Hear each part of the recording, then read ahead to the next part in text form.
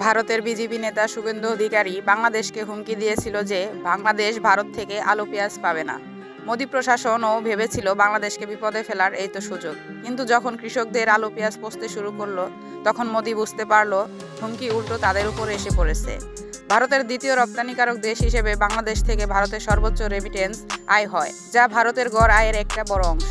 সেক্ষেত্রে বাংলাদেশের সাথে বাণিজ্য সম্পর্ক ভালো না করে ভারতের নেতাকর্মীরা তাদের কথার দম্ভ এবং হুমকি দিয়েছে। তাতে বাংলাদেশকে বিপদে ফেলতে গিয়ে এখন ভারত কতটা বিপদে পড়েছে আলু পেঁয়াজ নিয়ে তা জানাবো আজকের এই ভিডিওতে।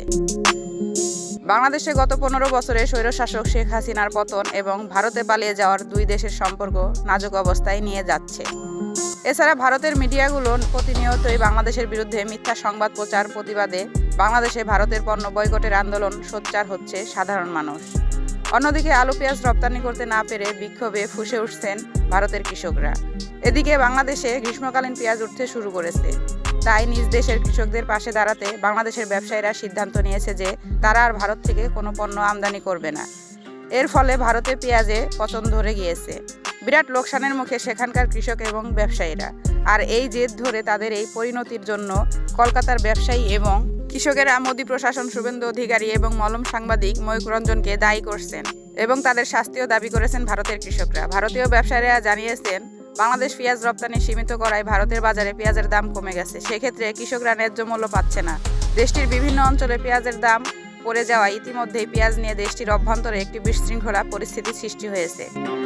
দেশটির ব্যাঙ্গালোরের নাসিক ইন্দোর অঞ্চলের কৃষকরা ইতিমধ্যে মোদি প্রশাসনকে বলেছেন বাংলাদেশে পেঁয়াজ রপ্তানি আগের মতো শুরু করতে হবে, তা না হলে ভারতের বাজারে পেঁয়াজ পচে নষ্ট হয়ে যাবে।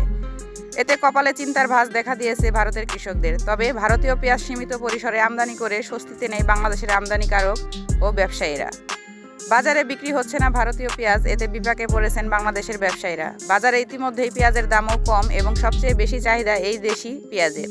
দেশে বছরের চাহিদা প্রায় 30 লাখ টন পেঁয়াজের। দেশীয় ফলনের বাইরে 30% চাহিদা পূরণ করত ভারত। বন্যাসহ নানা কারণে ভারতে পেঁয়াজের দাম বেড়ে যাওয়ায় অস্থির হয়ে ওঠে বাংলাদেশের বাজারও। খুচরা পেঁয়াজের দাম ওঠে 140 টাকায়। এই অবস্থায় ভারতের বিকল্প উৎস পাকিস্তান, মিশর, চীন ও থাইল্যান্ড থেকে পেঁয়াজ আমদানি করছে বাংলাদেশের ব্যবসায়ীরা এবং বাংলাদেশে আগাম জাতের মরিকাটা পেঁয়াজ সারা দেশের বাজারে উঠতে শুরু করায় দাম কমে এখন বিক্রি হচ্ছে মাত্র 50 থেকে 60 টাকা কেজিতে। অর্থাৎ দেশে এখন পেঁয়াজের সংকট নেই। তবে কৃষকরা বলছেন এখন বাংলাদেশে মরিকাটা পেঁয়াজের ভরা মৌসুম। এ সময় পেঁয়াজ আমদানি করলে চাষিরা ন্যায্য দাম পাচ্ছে না।